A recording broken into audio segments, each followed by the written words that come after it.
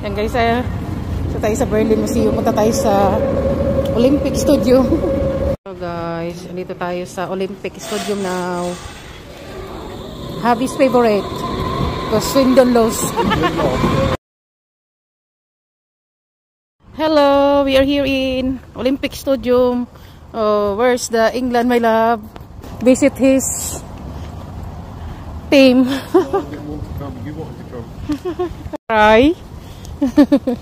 Ayan guys, so pasukin natin yan. Okay, my love. Stay there. Hello everyone. I'm here in England. Hi.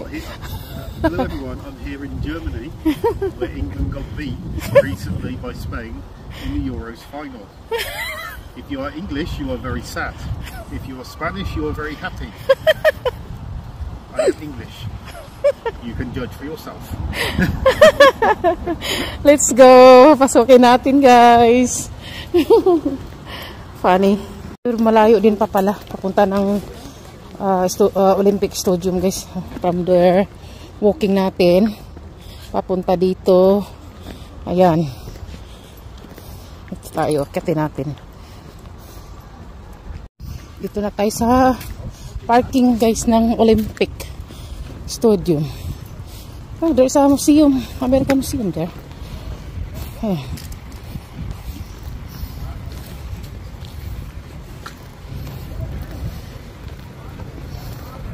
Punta tayo doon sa stadium. You go over here, you'll get that. Grabe, during Olympic, guys, Olympics. There's a lot of people in here. Yan yung ano guys, Olympic Stadium. Yan yung mga nagpo-football. European Championship. Ang nanalo ay Berlin. Ay, nanalo Berlin. Talo pala Berlin. Olympic guys are here. Hello guys, we are here in the stadium, Olympic Stadium, where the European Championship in here. UK, follow us. We will show you.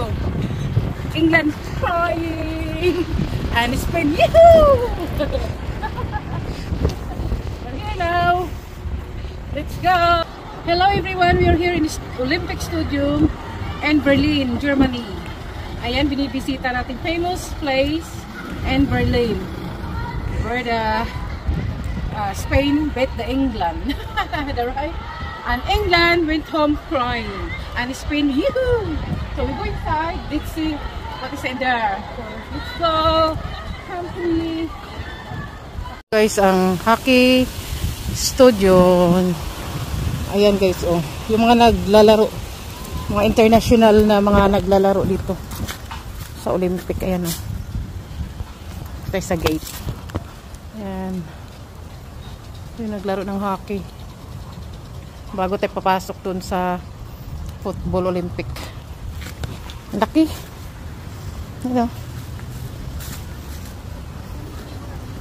Nag-toilet muna kami. Guys, because of this, the roof itself weighs about 3,500 tons and could take the weight of about 6,000 tons. And this only ever came under threat actually once when we had a big blizzard here in Berlin and the snow was getting up to here.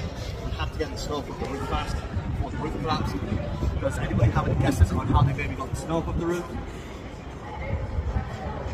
That's what I said when I first came here. Yeah, somebody went up there with a shovel and scooped it up. There's 27,000 square meters. The roof up there would take a very long time. It would be quite dangerous as well. One person as well. You are watching football, guys. And the helicopter came in, and then with the downforce of the rotate legs. But it's a hell of a lot cheaper than building a brand new roof. Here goes inside the roof. We've also got about 10,000 LED lights that can all be individually controlled, so we can have some very cool light shows. See that look in here? When here to play, it's usually pulsing in blue and white, and when the German national team play here, it's usually black ready. Yan guys. Yan, nagbisita tayo dito. Ito yung mga umupo, mga supporters sa football Olympics. Ito, stadium. Niikot namin kasi tapos na yung tour guides.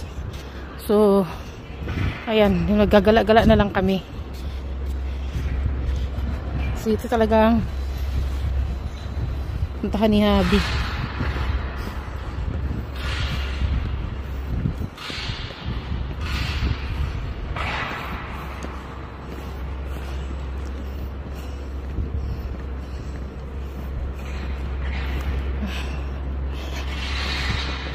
Tingnan mo guys, oh, imagine, ang dami-daming tao dito nung nag-European Championship. Ayun, nag-post na naman si Habi, oh. Talagang sinamantala niya to. Okay. The players. Nice.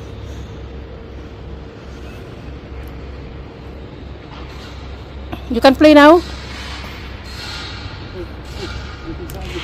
Do a photo of both of the four, don't you?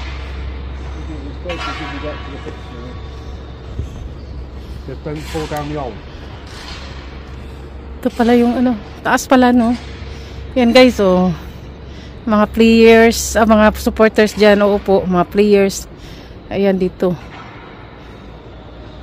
Yan ang style nila sa ano, parang oblong. Ay!